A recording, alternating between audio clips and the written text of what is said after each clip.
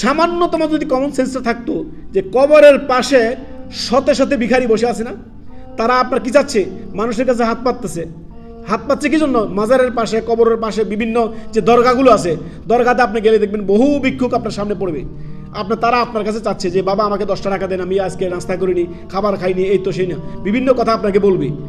তো যদি কবরওয়ালা, যদি বাবা হুজুর, যদি এই পীর সাহেব যদি দিতে পারে, তাহলে এই ভিখারি কেন পীর সাহেবের কাছে চায় না? কেন চায় না?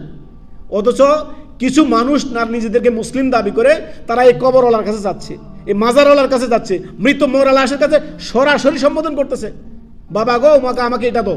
আউযু বিল্লাহি মিনাশ শাইতানির রাজিম। কি দিতে পারে আপনাকে শাহজালাল? কি দিতে পারে আপনাকে শাহপরান? কি দিতে পারে? না, কিছুই দিতে পারে না।